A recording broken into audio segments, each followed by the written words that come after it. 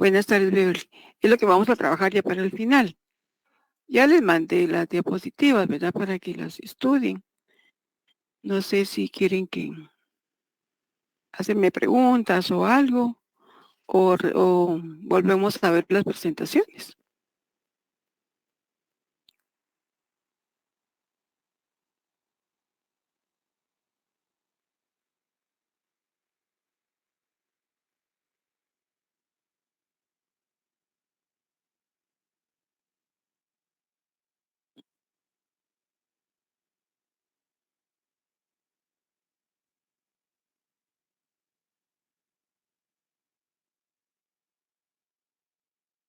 Muy bien, aquí me escribieron que veamos las presentaciones. Va, con mucho gusto, entonces las vamos a volver a ver.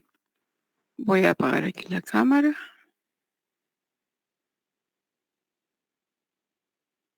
Muy bien. Sí, lo que pasa es que cuando hablamos de repaso sería como que yo les preguntara a ustedes, ¿verdad? Pero como si no han estudiado, entonces no se formaliza muy bien ese repaso, ¿verdad? Repaso en cuanto a volver a ver tal vez las presentaciones, ¿verdad? Muy bien. Aileen me escribe, no repasa las diapositivas.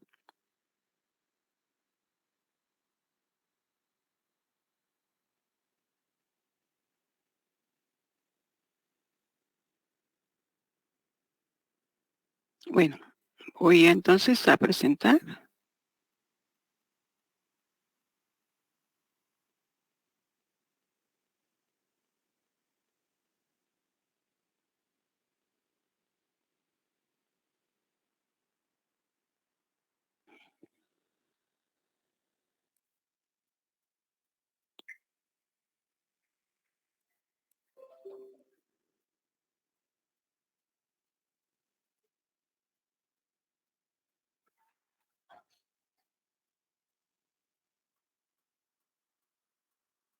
¿Se recuerdan que vimos la ley de colegiación profesional obligatoria? E hicimos un cuestionario, ¿verdad? Porque es una ley muy importante. El Buenas tardes, artículo... licenciada. Sí. Buenas tardes, Ligia.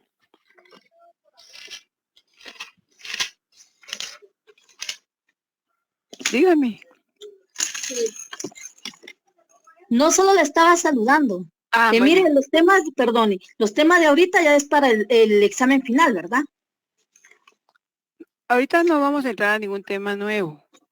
Ah, muy bien. Solo Está bien, estamos licenciada. viendo nuevamente De las paso. diapositivas, ¿verdad? De las Ah, está bien. que ya les Gracias, remití, licenciada. ¿verdad? Muy bien. Entonces comentábamos que la ley de colegiación profesional obligatoria es el decreto 72/2001, emitido por el Congreso de la República de Guatemala. Y la base es el artículo 90 de la Constitución Política de la República de Guatemala, que establece que la colegiación profesional es obligatoria, que son asociaciones gremiales con personalidad jurídica que tiene su propia ley y sus propios estatutos, ¿verdad? Cada colegio tiene su propia ley y sus propios estatutos. Contribuirán al fortalecimiento de la autonomía de la USAC y a los fines y objetivos de cada país.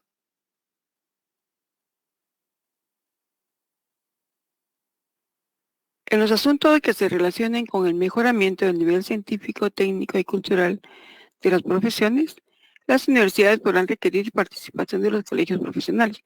Esto es un punto muy importante, ¿verdad? Porque si alguna institución tuviera dudas sobre algún tema que no se maneja muy bien, pues el colegio podría apoyar en ese sentido, ¿verdad? Con algún dictamen o algún estudio, dependiendo del tema, ¿verdad?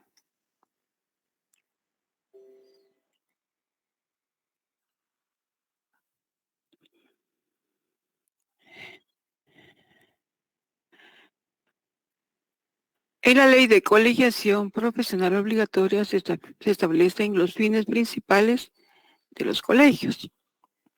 También se establece que es colegiado activo, se establece cómo se integran los colegios profesionales, los derechos de los agremiados, las obligaciones y las sanciones que se le puede imponer a los agremiados.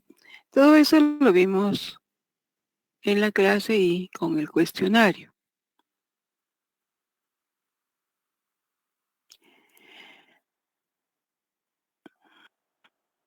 Si el notario o la notaria tiene algún impedimento para ejercer y las personas saben o se enteran o conocen, pueden denunciarlos, ¿verdad?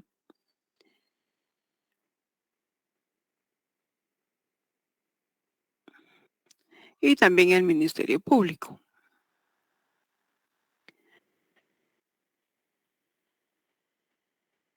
Y siempre pues se va a llevar el debido proceso, ¿verdad? No pueden sancionar a un notario sin realizar el procedimiento respectivo.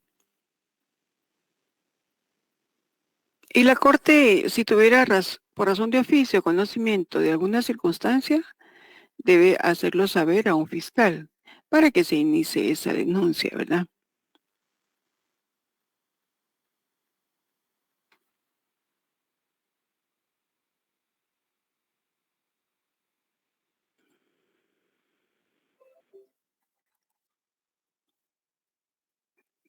¿Qué órganos pueden decretar la inhabilitación del notario y de la notaria? Pues son tres los órganos, ¿verdad? Los tribunales de justicia, la Corte Suprema de Justicia y el colegio profesional. Los tribunales lo van a realizar cuando ellos conocen de delitos que conlleve la prohibición de ejercer y deben decretar la inhabilitación en forma provisional cuando motivan el auto de prisión y en forma definitiva cuando se dicte la sentencia. Y esta sea condenatoria, por supuesto, ¿verdad? Y tiene la obligación de comunicarlo al colegio profesional y a la Corte Suprema de Justicia.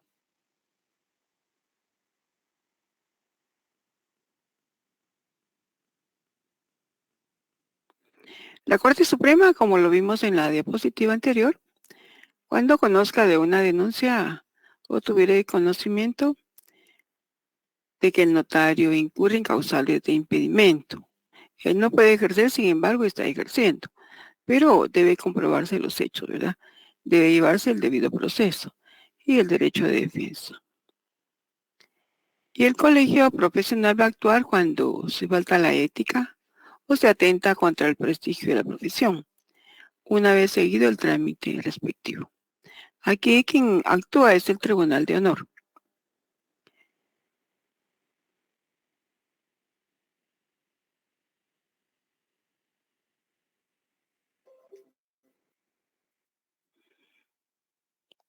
Acá consignamos una definición de rehabilitación. Es acción y efecto de rehabilitar de nuevo. El Código de Notariado establece la rehabilitación, pero siempre que se cumplan con los aspectos siguientes. Que hubiera transcurrido 2 años más del tiempo impuesto como pena en la sentencia. Que durante el tiempo de la condena y los 2 años más hubiera observado buena conducta. Que no haya reincidencia. Y que emita dictamen favorable el Consejo Superior de la Universidad de San Carlos de Guatemala.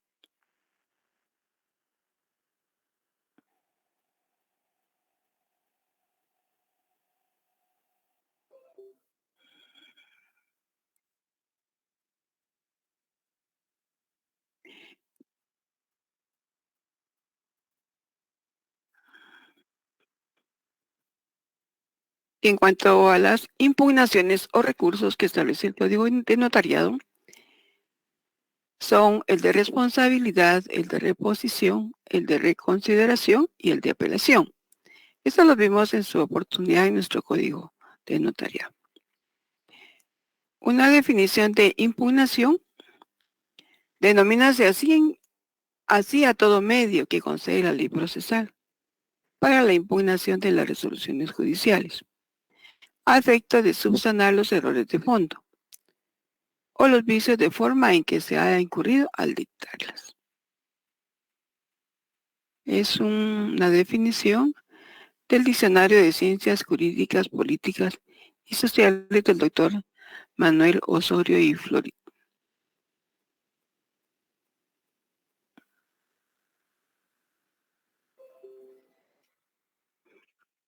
La función notarial es el punto 5. La función notarial es lo que el notario realiza diariamente en su oficina. Es el quehacer notarial.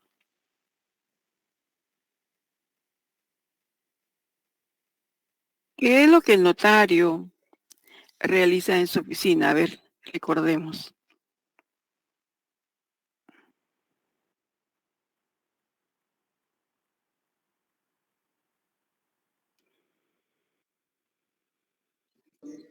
¿Autoriza instrumentos públicos, licenciado? Muy bien, Juan Pablo. Instrumentos públicos.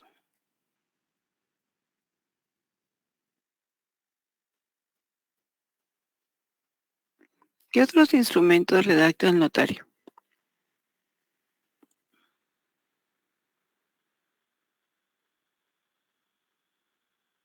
Legalización de firma, licenciada. Muy bien. Sonia nos dice legalizaciones de firma. Legalizaciones de firma o actas de legalizaciones de firma.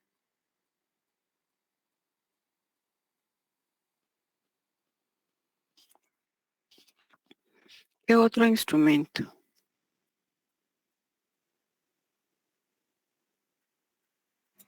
Testamentos. Testamentos, si es. Nosotros los testamentos los redactamos en escritura pública.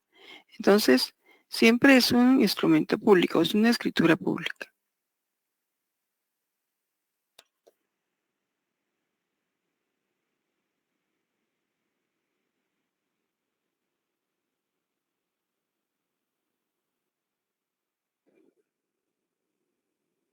¿Qué más redactamos? Vamos a ver, actas notariales, escribe Estuardo. Muy bien. Actas notariales. También actas de protocolización, licenciada. Muy bien, actas de protocolización. Muy bien, Candy.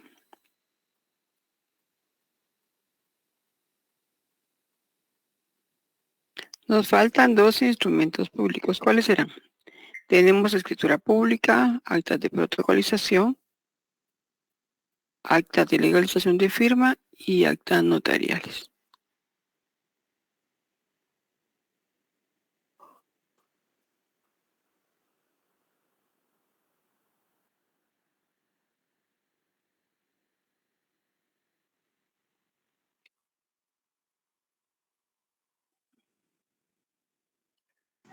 Mandatos. Testimonio, licenciada. Mandatos escribe Rudy. Nos dijo Rudy. Testimonios. Los mandatos siempre son escrituras públicas, ¿verdad? Los testimonios son documentos notariales. Testimonios.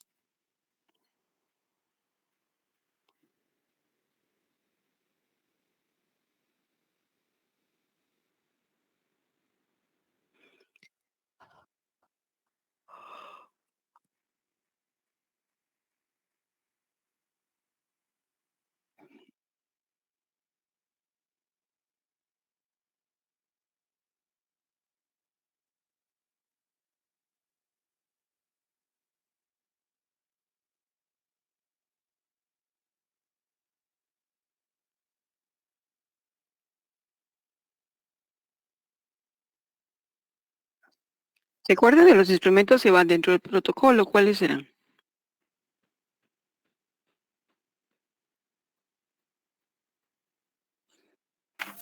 Las escrituras matrices, las actas de protocolación y las razones de legalización de firma. Muy bien, esa es la que nos falta. Razones de legalización de firma.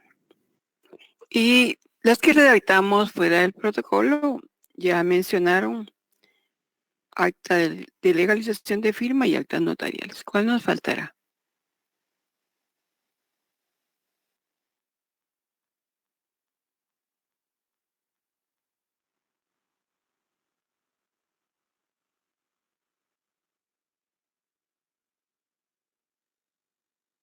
Ronald escribe de copia.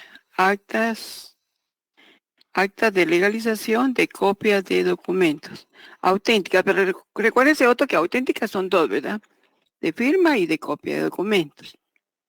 Entonces, eso es lo que el notario realiza en su oficina. Ahora, estábamos mencionando las escrituras públicas, ¿verdad? Dentro de las escrituras públicas ya podemos incluir el testamento, un mandato. ¿Qué otros negocios jurídicos tenemos que redactar en escritura pública?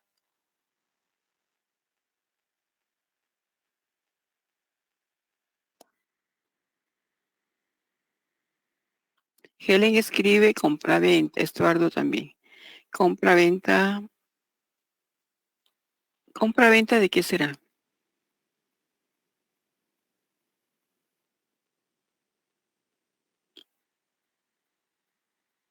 De bien inmueble, escribe Jacqueline. Muy bien. Constituciones de sociedades. De bienes inmuebles, escribe Helen. Muy bien. Constituciones de sociedades también. ¿Algunos más?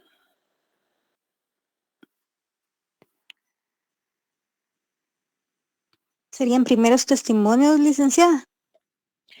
Los primeros testimonios siempre son documentos notariales, no son escrituras públicas. Razón de cierre también es un documento que no va dentro del protocolo. Capitulaciones matrimoniales podría ser.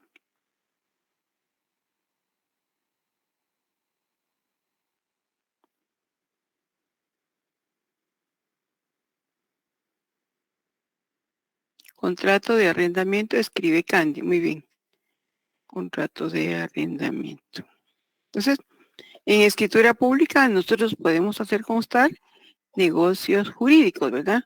Y serían esos que hemos estado escribiendo y que ustedes me han estado diciendo. Ahora, el testamento es una declaración de última voluntad. Un momentito.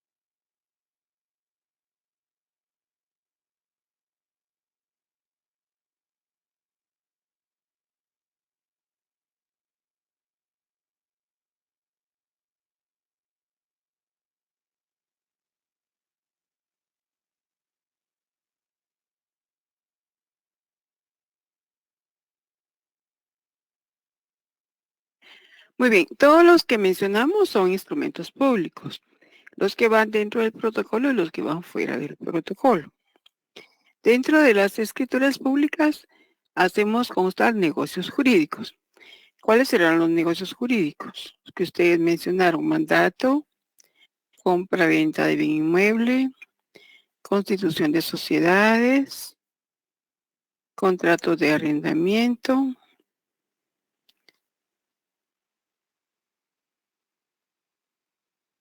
etcétera, ¿verdad?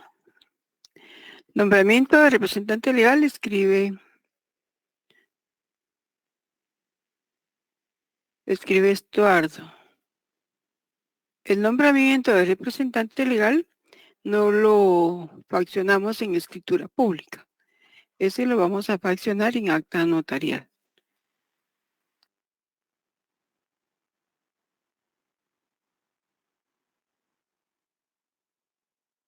Aunque se registra, pero se hace en acta notarial.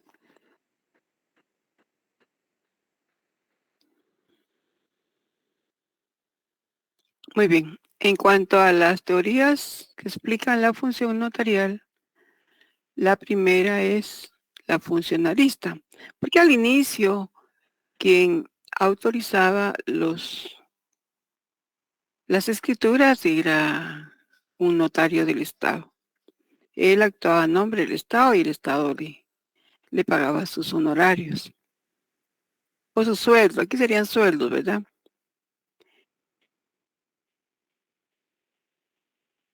En nuestro caso, pues, yo les consigné ahí que algunas leyes lo definen como funcionario público, pero es en el caso de que el notario cometa algún delito, entonces sí se le va a tratar como un funcionario público.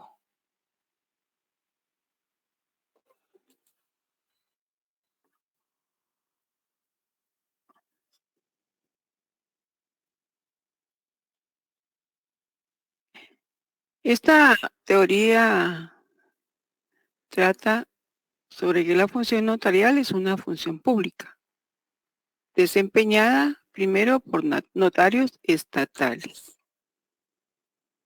Y actualmente, en nuestro caso, pues, el Estado lo delegó en los notarios y las notarias.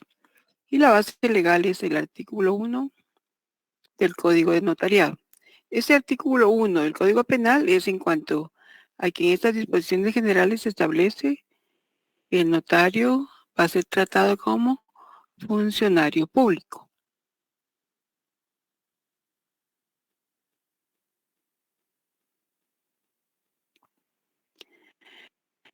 La teoría profesionalista o profesionista se relaciona en que recibir, interpretar y dar forma legal a la voluntad de las partes no es una función pública, así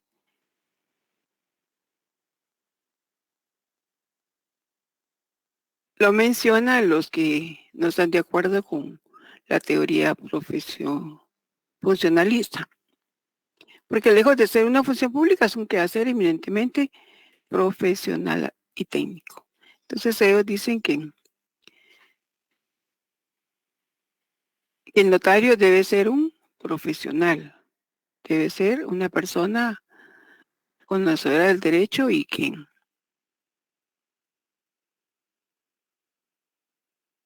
debe ser preparado por las universidades. Tiene que ser un trabajo eminentemente profesional y técnico. La ecléctica se refiere a las dos anteriores. Critica a las dos anteriores por admitir la posibilidad del libre ejercicio de una función pública, sin necesidad de nombramiento. En el caso del notario, el título no lo convierte en funcionario, tampoco es un funcionario de gestión, pues actúa dentro de la esfera de las relaciones jurídicas privadas. Esta es la que se aplica en Guatemala. Nosotros somos encargados de una función pública. Y no nos nombra, el Estado no nos nombra, únicamente nos delega esa parte de la función pública. Y nuestra actividad la vamos a realizar con los particulares, son relaciones jurídicas privadas. Y esta es la que se aplica acá en Guatemala, la ecléctica.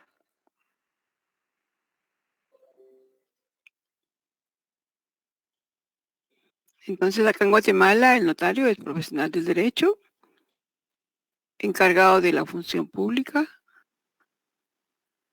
pero se ejerce como profesional liberal. Son los particulares los que pagan nuestros honorarios. Y nosotros, como notarios, no dependemos del Estado. Ellos no nos nombran. Y la teoría autonomista es una teoría que exige que el notariado se ejerza como profesión libre e independiente totalmente.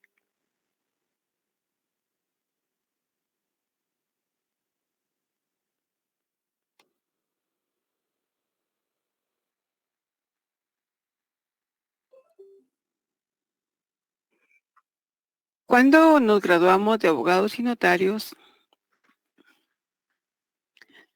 posiblemente podamos trabajar en alguna institución del Estado.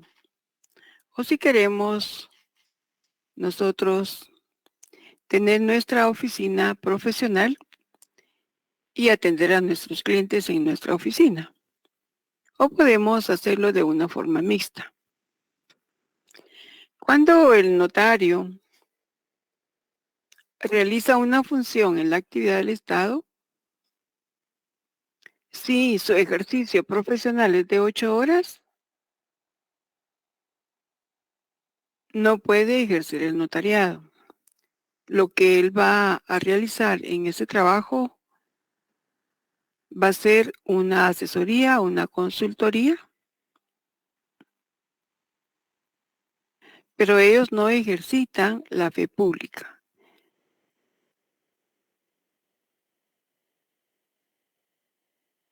Los únicos que pueden ejercitar la fe pública es el escribano de gobierno y el cónsul. También el director del Archivo General de Protocolos, pero en este caso el escribano de gobierno únicamente cuando tiene interés el Estado. Y el cónsul cuando es notario, ¿verdad? En el extranjero. El director del archivo realmente no es una función notarial. Él únicamente lo que va a hacer es complementar actividades que la persona que entregó su protocolo no las completó. Como por ejemplo la razón de cierre, la elaboración del índice, el empastado del protocolo. O si alguna persona necesita una copia, un testimonio de esos protocolos que obran en el archivo, entonces el director del archivo perfectamente puede extender una copia. En el ejercicio de la profesión liberal es el verdadero campo en que el notario ejercita su función. Ahí es donde nosotros vamos a atender a nuestros clientes, vamos a fraccionar nuestros instrumentos públicos, nuestros clientes los van a otorgar y nosotros los vamos a autorizar. Como consecuencia de ello, pues si fuera una escritura pública, tendríamos que extender testimonios, testimonio especial al Archivo General de Protocolos, y dependiendo del instrumento público que estemos redactando, así van a ser nuestras obligaciones posteriores. Acá lo hace cuando autoriza actos y contratos sin que interviene a solicitud de sus clientes. Recuerden que el notario siempre debe ser requerido, siempre debe ser rogado, no puede actuar de oficio.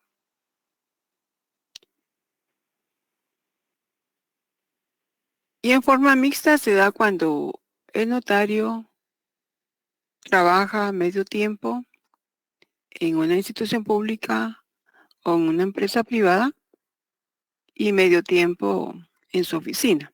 Entonces, hay una función mixta. Él actúa en el ejercicio de la profesión liberal y en la actividad de la institución o de la empresa que le ha contratado.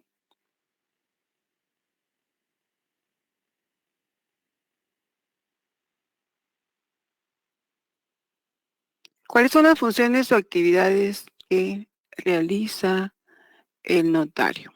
Recuerden que aquí hicimos algunos ejercicios. Si lo que estamos redactando es, por ejemplo, una escritura pública de arrendamiento, por ejemplo. ¿Cómo vamos a realizar esas funciones?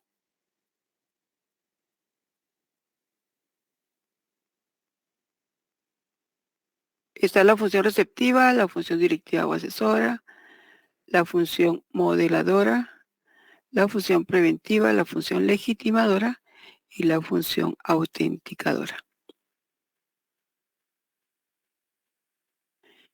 En la función receptiva, ¿qué es lo que vamos a realizar nosotros como notarios?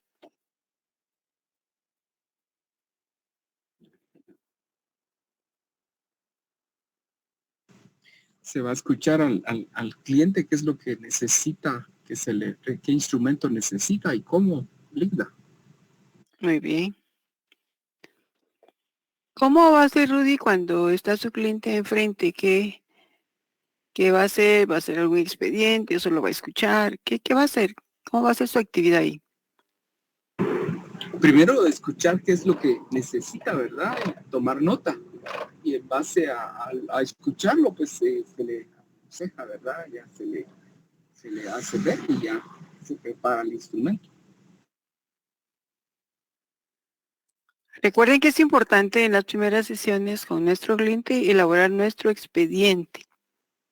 Y ahí de una vez ir ingresando la documentación que nuestros clientes nos llevan. Rotularlo, ¿verdad? Ponerle fecha. Todo eso es bien importante. Porque todo eso nos queda historia, ¿verdad? De lo que estamos realizando día con día. En la función directiva o asesora, ¿qué es lo que hacemos?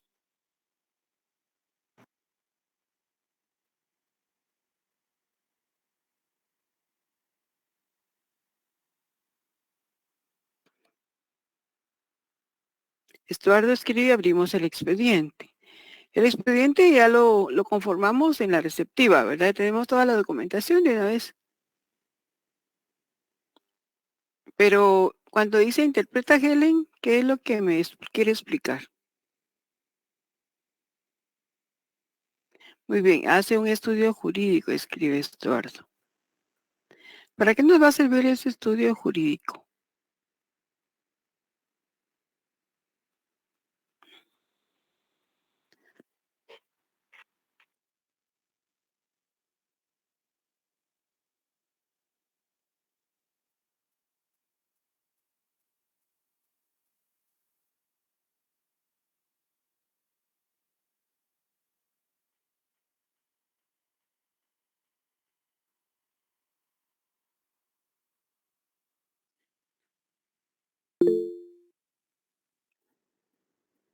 Vamos a escuchar a Domi. ¿Qué dice Domi? Buenas tardes, licenciada. Gusto saludarla. Buenas tardes, jovencita. Gracias Eh, igualmente. yo pienso que la directiva dice o asesora, Ajá, ahí. sí, sí. Yo pienso que después de escuchar al cliente y de obviamente hacerle las respectivas preguntas, qué es lo que él pues necesita de nosotros, entonces ya nosotros asesoramos al cliente, ¿verdad? Qué es lo que le conviene o, por ejemplo, ¿no? Qué medidas, en todo caso, si es para un instrumento público, sería pues, por ejemplo, si es una sesión de derechos, su sesión de derechos sería como de decir, pues pedirle los datos de las personas a quien él quiera heredar o qué sé yo, entonces ya pues ya entramos ahí como asesorar al cliente si nos pregunta qué le conviene, qué debo hacer, entonces uno ya le indica cuál es el paso a seguir, ¿verdad? Eso es lo que considero yo. Gracias, Domi. Cuando me dice sesión de derechos es porque la persona le va a conceder los derechos a otra. Porque me habló de herederos, ¿verdad? Heredar. Sí, así es, licenciada, y que, por ejemplo, hay personas que dicen, bueno, tengo 5 hijos, pero yo solo quiero dejarle a 3 y entonces, ¿será que está bien? Entonces uno ya asesora al cliente y le dice, bueno, es suyo y usted decide, pero tal vez ahogar un poco por los otros hijos para que les deje alguito, pero no sé, ¿verdad? Yo no sé si está bien. Gracias, Domi. Recuerden que pues, la persona lo que va a hacer constar al firmar ese instrumento va a ser su voluntad, ¿verdad? Bueno, podríamos preguntarle, ¿verdad? ¿Por qué a los otros dos no? Como dice Domi, ¿verdad? Pudiera ser que los otros pues tuvieran bienes o que tengan un buen trabajo. Y puede ser que las personas a las que se les quiera heredar pues estén en condiciones de necesidad, podría ser, ¿verdad? O no tienen casa o alquilan o algo, ¿verdad? Podría ser. Para que la persona comprenda que el instrumento que se va a otorgar, que él va a firmar, pues es un documento formal, ¿verdad? Que va a tener todas sus incidencias y efectos de acuerdo a ese instrumento que se va a autorizar. Aquí es donde nosotros, como dice Domi, le indicamos a nuestro cliente en cuanto al negocio jurídico en sí, porque nosotros somos peritos en derecho, ¿verdad? Conocemos. Entonces, con esa base, nosotros después de haber hecho el estudio jurídico, porque ese estudio jurídico nos sirve precisamente para eso, ¿verdad? Para tener todos los elementos necesarios para poder aconsejar a nuestro cliente. No aconsejarlo para que cambie de idea, ¿verdad? Sino decirle los efectos de ese contrato y será él el que en un momento dado pues diga, bueno, pues mejor se lo dejo a todos, ¿verdad? Podría ser una situación. Pero lo que necesitamos nosotros es que él comprenda, ¿verdad? ¿Qué efectos jurídicos tiene ese negocio que él quiere realizar? Porque más adelante no se puede él arrepentir, ¿verdad? Por ejemplo, en el caso de los hijos, mejor les hubiera dejado a todos, ¿verdad? Porque los que les dejé ya lo vendieron o algo así. Entonces, sí es bueno explicarle a nuestro cliente los efectos, ¿verdad? Para que él sepa y esté seguro que lo que quiere hacer es ese negocio en esa forma. En la fase modeladora, ¿qué es lo que hacemos?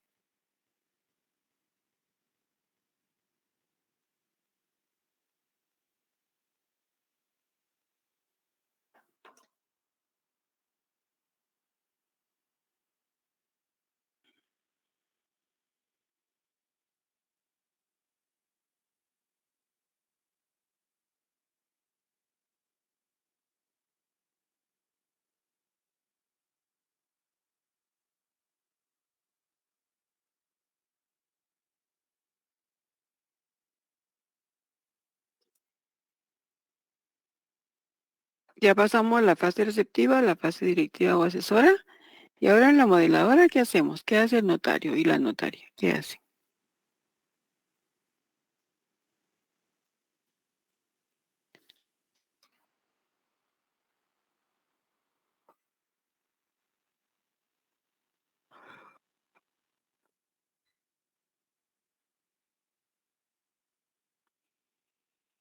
Él escribe, redactar e imprimir el instrumento público.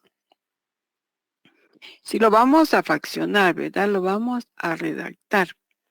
Ahí donde lo encuadramos en una figura jurídica, ¿verdad? La que nuestro cliente necesita. Acá lo vamos a imprimir, pero como especie de borrador, ¿verdad? Para que tengamos oportunidad de chequearlo, revisarlo y si hay algunos errores, pues corregirlos, ¿verdad? Antes de imprimirlo directamente, si es una escritura pública, en hojas de papel sea especial para protocolo. Si es un acta notarial, pues en las hojas de papel tipo bond. Pero lo importante es que nosotros tengamos la seguridad que ese instrumento público va bien, que ya no tiene errores, que los datos de las personas están bien, que lo que ellos quieren es lo que nosotros consignamos en ese instrumento.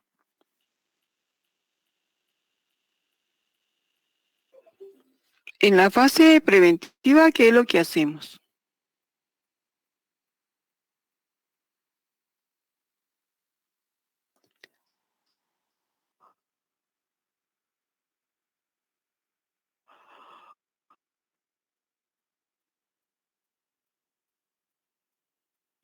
Como por ejemplo, Estuardo, prevenimos problemas futuros, como por ejemplo,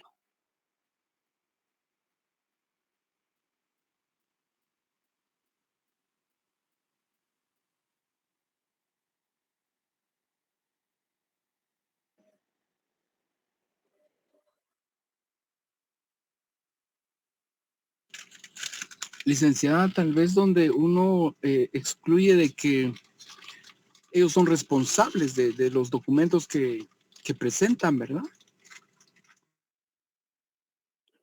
pero eso lo vamos a dejar escrito en la escritura. Sí, sería en la escritura, licenciada. Pero recuerden que nosotros tenemos a la vista los DPI, ¿verdad? Los testimonios que nos han llevado nuestros clientes y que nosotros, si fuera una compraventa, en el caso de compraventa, pues tenemos que revisar también ante el registro, ¿verdad? Nosotros ahora, pues es la facilidad, ¿verdad? Que podemos entrar al registro de la propiedad en línea y chequear, ¿verdad? ¿Cuál fue la última transacción de esa persona? Si está a nombre de esa persona, ¿verdad? Pero algo que pudiéramos, porque digamos los documentos los vamos a hacer constar en la escritura, por ejemplo, su documento personal de identificación, el testimonio de la escritura, quién lo extendió, con qué fecha, que fue registrado, todo eso lo vamos a consignar en la escritura. Pero un problema futuro que pudiera provenir de esa escritura.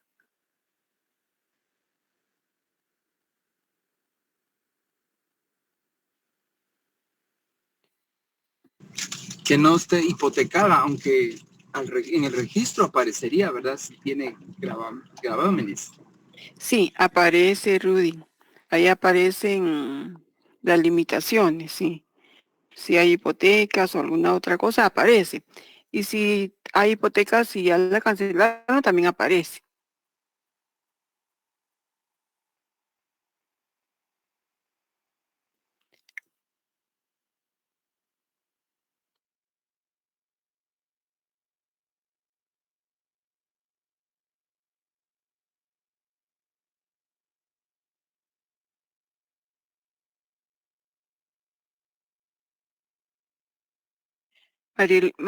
Mariel escribe que realmente sea la persona dueña del inmueble. Bueno, pero eso lo fuimos a ver nosotros al registro, ¿verdad? Consultamos en el registro si es ella la que aparece. Y también tenemos el testimonio que nos dio, ¿verdad? Entonces, ahí con base a los datos de esos instrumentos, de esos documentos, nosotros ya trasladamos esa información a nuestra escritura.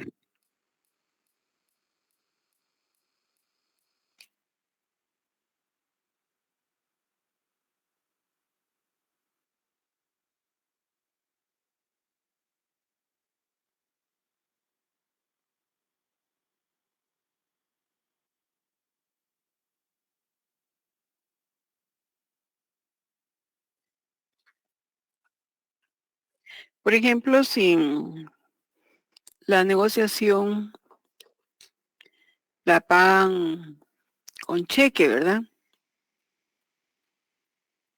Eso se puede escribir en alguna cláusula. Se puede hacer constar. Aunque regularmente uno lo que pide son cheques de caja. Pero según he oído yo, hasta los cheques de caja también los pueden falsificar, ¿verdad? Entonces, Lo mejor a veces es hacer los depósitos directamente, pero a veces lo que hacen los notarios es que hacen los depósitos en el banco, en un banco, digamos, donde tenga su cuenta o transferencia, ¿sí? Y en ese mismo instante firma la escritura en el mismo banco, ¿verdad?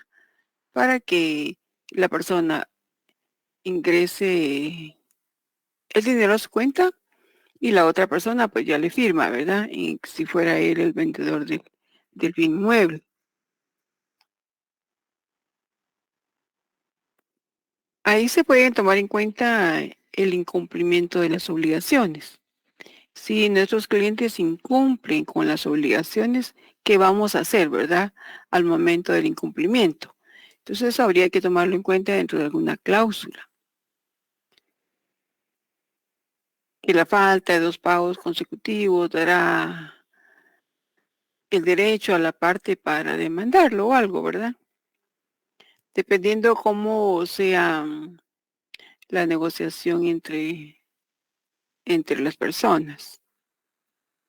También dependiendo el instrumento, ¿verdad? Si se rescindiera el contrato, ¿verdad? ¿Qué va a pasar si se rescinde? Ahí tenemos que hacer constar qué se va a hacer si se rescinde el contrato. Si las personas no cumplen, se habría alguna penalización dentro de ese contrato. Entonces, cosas futuras, prever problemas futuros, pero de una vez escribiendo la solución de ese problema futuro. Y dependiendo del contrato en sí, así van a ser los problemas futuros que pueden surgir. Entonces, es bueno estudiar en cuanto a ese instrumento público que vamos a redactar para detectar cuáles serían los problemas futuros, para nosotros tomarlos en cuenta y hacerlos constar dentro de las cláusulas de nuestro contrato. Porque si surgieran estas situaciones, pues nuestro cliente está blindado, ¿verdad? Porque si pasa algo, tal cosa, si pasa algo, tal otra, ¿verdad? Entonces, ahí vamos a consignar y a prever esos problemas. Si algo pasa, pues sabemos qué solución le vamos a dar. En la función o actividad legitimadora, ¿qué es lo que hacemos?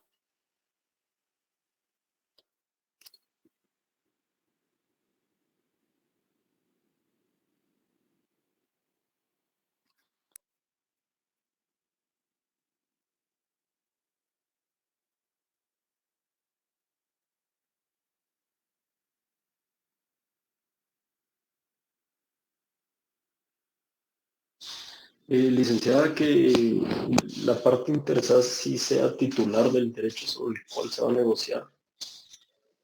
¿Cómo va a hacer usted para saber que él es el que tiene el derecho? Mediante los documentos que presente. Muy bien, mediante documentos que presente. Por ejemplo, deme un ejemplo de un negocio jurídico.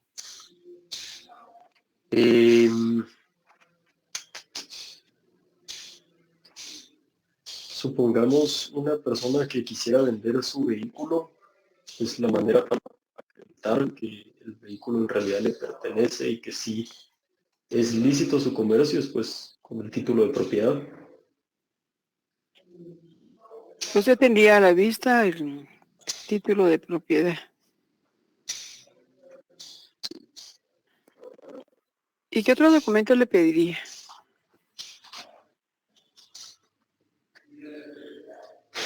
No lo sé, licenciada, tal vez una constancia de la SAT, no sé cuál es el título taxativo del documento, pero sí, recuerdo que la SAT emite unas certificaciones. Y aparte de eso, ¿qué otra cosa le pediría, Juan Pablo? DPI, ¿Su licenciada. identificación? Sus identificaciones. Muy bien. Actualmente, bueno, hay títulos de propiedad a aquellos vehículos que no han tenido transacciones. O sea, que la persona lo compró y nunca lo ha vendido. Entonces, ellos sí tienen todavía títulos de propiedad. Actualmente ya todo es en línea, ¿verdad? Si la persona desea comprar y otra desea vender, pues se acercan a un notario que esté inscrito ante la SAT y lo hacen todo en línea, ¿verdad? tiene que llevar su documento personal de identificación y los datos del vehículo, ¿verdad? Pero ya todo es en línea, ya no tienen ese certificado de vehículo que había antes, ¿verdad? Que tenía, al principio tenía para 2 auténticas, para 2 ventas, y después solo para una. Pero hay todavía las personas que no han hecho ninguna venta de ese vehículo. Pero los que ya han tenido varias ventas, digamos, sí aparecen ya en la SAT, ¿verdad? Entonces, con los documentos que uno tiene y su DPI se puede hacer la compra-venta de ese vehículo.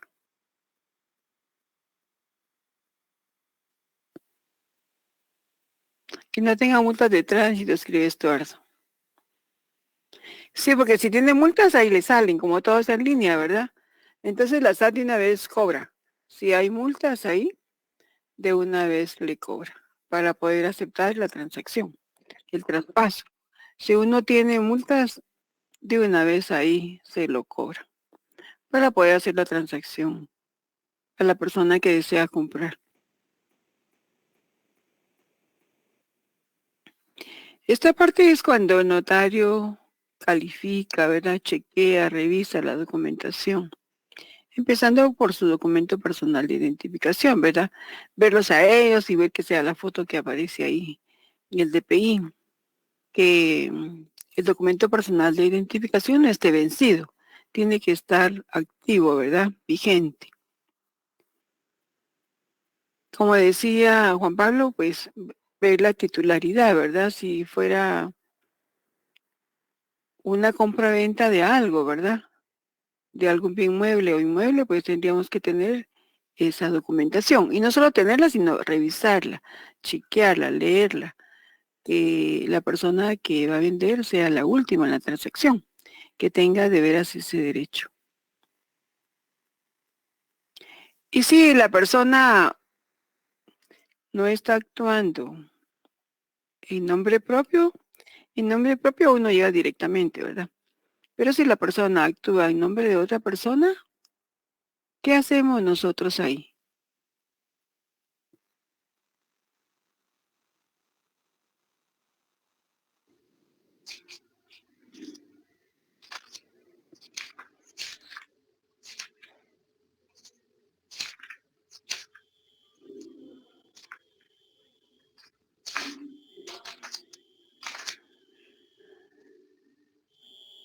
Licenciada, se tiene que, dentro del instrumento público, se tiene que hacer constar la razón de haber tenido a la vista los documentos que acreditan la representación legal.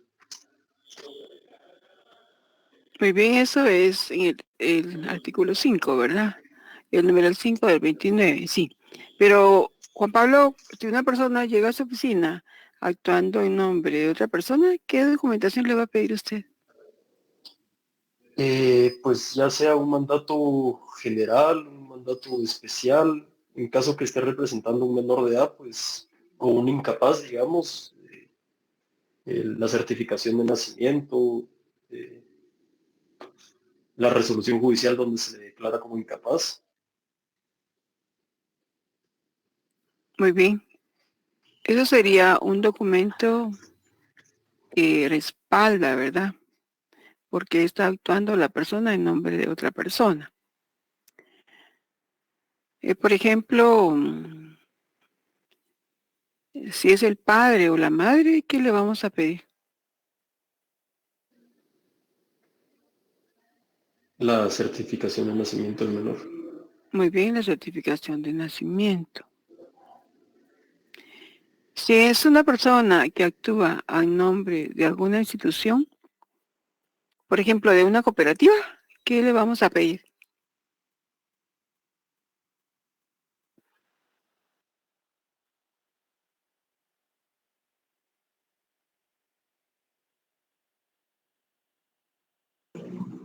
Nombramiento de la representación legal, licenciado. Muy bien, Rudy, muy bien, Estuardo. Entonces, ellos tienen que tener su nombramiento. Tiene que ser un nombramiento que lo acredite. Muy bien, Jacqueline. Un nombramiento que acredite que la persona tiene esas facultades, ¿verdad? Que tiene un nombramiento. Y como dijo bien Juan Pablo, Cuando nosotros hemos calificado esa parte de la representación, Ligia escribe el nombramiento, muy bien. Es cuando nosotros consignamos lo que establece el numeral 5 del artículo 29. Si nosotros no consignamos esa oración dentro de nuestra escritura, se asume que no hemos calificado la representación. Entonces, la institución que va a registrar nos rechaza el documento, porque no hemos calificado esa representación. Entonces, es bien importante, ¿verdad? Colocar lo que establece el artículo 29, numeral 5, cuando existe una representación, para que vean que nosotros como notarios o notarias sí la calificamos. Acá es donde tenemos que chequear, revisar toda aquella documentación que nos llevan nuestros clientes, ¿verdad? Depende del instrumento público que vamos a redactar. Así van a ser también los documentos que vamos a chequear. Y en la función autenticadora, ¿qué hacemos? Ahí vamos a escuchar a Rudy. Licenciada, una duda, pero han surgido casos en que se venden propiedades que no son de los dueños. Ahí es el abogado el que falla, ¿verdad? Habría que hacer una investigación, Rudy, porque si a usted le da un testimonio y usted revisa en el registro y está el nombre de la persona, usted asume que está todo bien. Pero puede ser que hasta esa inscripción no esté bien. Por eso nosotros tenemos que chequear, que revisar, para curarnos en salud nosotros como notarios y notarias. Si la documentación que nos envían no es la correcta, es falsa, por decirlo así, pero nosotros tenemos en nuestras manos un documento fehaciente. Que sea falso o no sea falso, ya tendrán que demostrarlo las personas que nos lo llevaron, ¿verdad? Ahí sí ya no entramos nosotros, hasta ahí no llega nuestra visión, ¿verdad? Nos falta nuestra bola de cristal. Muy bien, licenciada, muchas gracias. Muy bien. Vamos a escuchar a Byron, Leonel. Hola, licenciada. Buenas noches. Buenas noches, ¿cómo está? Me gusta saludarle. Muy bien, gracias a Dios. Viene aquí. Fíjese que dentro del trabajo que yo hago, que es bienes raíces, lo que sí he podido escuchar y ver es el hecho de que a veces se han vendido propiedades y después resulta que aparece el verdadero dueño. E incluso se ha llegado a detectar de que están actuando en contubernio con la persona que aparentemente estafa al que compró. Entonces se hace toda la negociación y posterior a eso aparece el verdadero dueño con los documentos que se amparan de que él es la verdadera persona propietaria, ¿verdad? Sí, pues. Entonces, como usted dice, hay casos en los que no llega tal vez a ese extremo la averiguación de parte del abogado, pero sí se han dado esos casos, ¿verdad? Porque yo, como le digo, yo lo he visto por mi trabajo. Sí, pues, usted trabaja en bienes raíces. Sí, así es. Sí, pues. Y ahí saber qué otros casos se ven, ¿verdad? Yo recuerdo que hay una persona que tiene una parte grande de terrenos. Y cuando él fue a ver el registro ya no tenía ni un bien, ni uno solo. Hicieron una escritura de compra-venta donde actuaba esa persona, pero actuaba por mandato. Y entonces el notario tuvo el mandato y hicieron la escritura, la registraron y todo. Y la persona se quedó sin nada. Pero él se dio cuenta, ¿verdad? Entonces inició el proceso de nulidad. Y tuvieron que demostrar, ¿verdad? Que ese mandato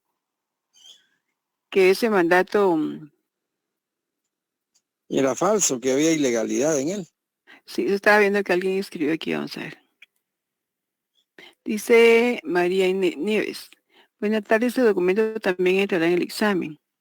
María Nieves, lo que estamos haciendo solo es viendo nuestras diapositivas de los puntos que van a entrar, ¿verdad? No estamos viendo punto nuevo.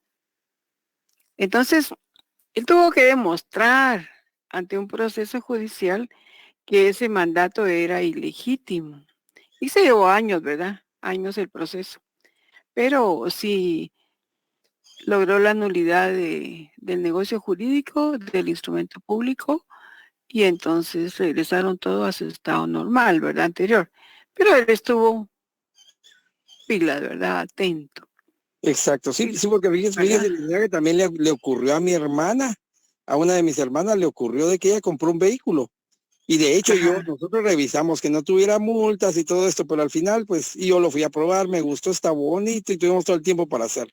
Pero resulta que posterior a que había hecho la compra, hizo su traspaso y todo, resulta que apareció una denuncia por el carro, de que a la señora anterior dueña la habían estafado. Dijo ella de que el que le compró el carro a ella le había dado un cheque sin fondos.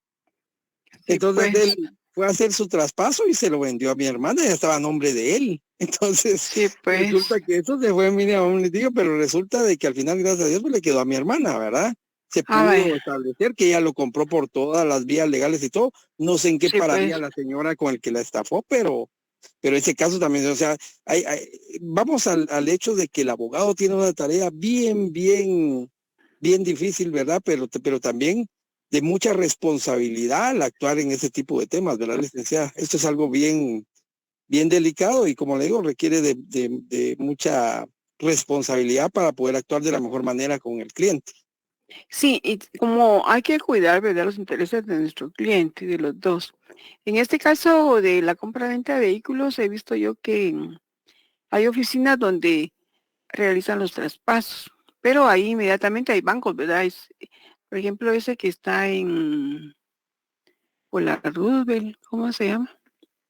Donde está la SAT, pero ahí está CHN, hay Ban Rural, hay otros bancos. Entonces, lo que hace la persona es que ahí de una vez, si le dan el cheque, de una vez lo va a cambiar y a depositarlo a su cuenta, antes de firmar el traspaso. Porque así se asegura, ¿verdad?, de que ese cheque tiene fondos, porque uno no puede confiarse. El cheque no es garantía, ninguna garantía. Entonces, lo mejor es asegurarse que ese cheque tiene fondos y lo mejor es de una vez depositarlo a la cuenta de uno. Es correcto. Antes de firmar lo que se vaya con nosotros al banco y ahí firmamos. Exactamente, esa es parte de la asesoría, ¿verdad, licenciada? El hecho de aconsejarle al cliente que él verifique antes de hacer el traspaso que el cheque es legal. De hecho, es un buen momento para juntarse ahí con el cliente para hacerlo juntos, ¿verdad? Sí. Yo supe en el caso de una compraventa que era también una venta muy grande. Y la persona que estaba de por medio no era el verdadero dueño, sino un intermediario. Y en el banco ya estaba el intermediario y la persona que iba a comprar. Pero dentro de la asesoría se le dijo que tenía que estar el vendedor, no el intermediario. Porque en ese momento tenía que firmar el vendedor y el comprador y que de una vez el dinero quedara depositado, ¿verdad? Si el intermediario llega, él no puede firmar. Es lo que va a querer solamente cobrar su comisión, pero no hay ninguna seguridad que la persona dueña firme, ¿verdad? Ahí tienen que estar los dos, el legítimo dueño y el legítimo comprador. Uno no puede dejar su dinero solo así, ¿verdad? Tiene uno que buscar las mayores garantías. Hace poquito estaba yo escuchando en la televisión pero fue otro asunto, ¿verdad? Más que todo fue que las personas estaban dando dinero para ellos ganar una cantidad mensual alta. Realmente eso no es tan lógico, ¿verdad? Pero decía que había que dar como $10,000 para empezar con esa forma de trabajo, digo yo. Entonces ellos daban el dinero y mensualmente le daban una cantidad mensual de intereses, era alta. Y se pasaron muchos meses y las personas recibieron el dinero. Tanto que las personas hasta incluyeron a sus papás, a sus abuelos, a sus hijos, a sus primos, gente de la familia, porque también iban a ganar, ¿verdad? Pero llega un momento dado en que llegan todos al lugar, al inmueble donde estaba la empresa, y ya no había nada, nada. Lo que había era un informe donde la persona que estaba ahí, pues se la habían llevado presa.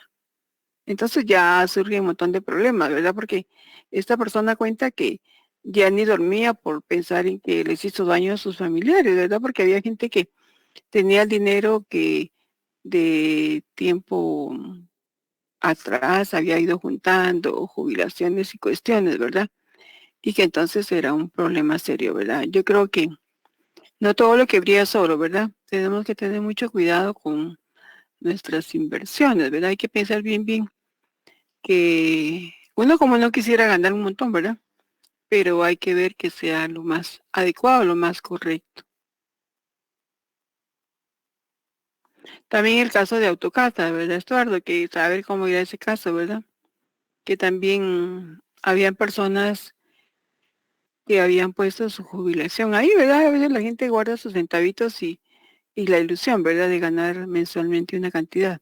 Es mejor ponerlos a plazo fijo a un banco y ganar algo mensual a dárselo a personas que no tienen un respaldo financiero, ¿verdad? Es mejor, aunque en esta vida no hay nada seguro, ¿verdad? Pero hay que cuidar lo más que se pueda.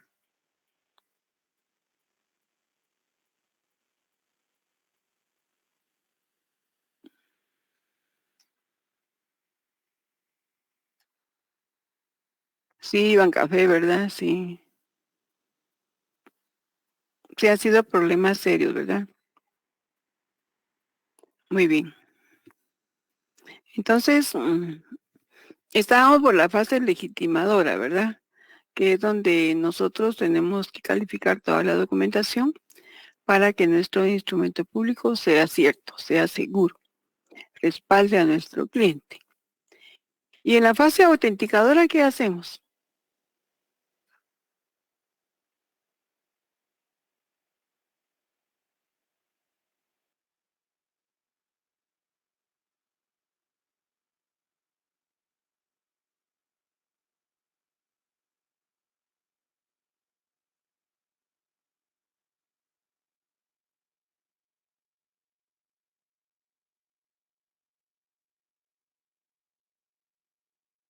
¿Qué hacemos en la última fase, la autenticadora? Firmar y dar fe, escribe Mariela. Sí. Primero constatamos, ¿verdad? Que hayamos terminado totalmente nuestro procedimiento notarial. Y si ya estamos seguros de que el instrumento ya está bien, entonces nosotros pues ya lo firmamos y lo sellamos, ¿verdad? Ya la parte autenticadora cuando el proceso se ha terminado y nosotros hemos firmado y sellado con nuestro sello debidamente registrado y nuestra firma también.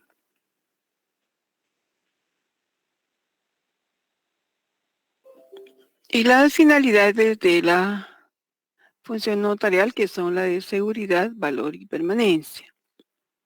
La seguridad es el respaldo, ¿verdad? La fe pública.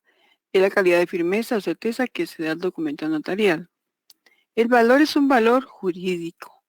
Es la utilidad, aptitud, eficacia del instrumento público para que surta los efectos requeridos. Y la permanencia es que se va a proyectar hacia el futuro. Los instrumentos públicos que redactamos en el protocolo se quedan a perpetuidad. Los que van fuera del protocolo no nos consta, ¿verdad? Si las personas los van a guardar.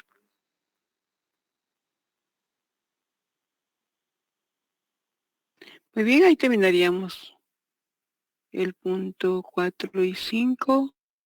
Ya son las 18:44. Entonces, si quieres, suspendemos acá la clase. Y nos vemos primero Dios el día jueves. Muchas gracias, licenciada, muy amable. Feliz noche. Para servirles, maestros, que Feliz noche, descansen. licenciada. Buenas noches, gracias. Igualmente.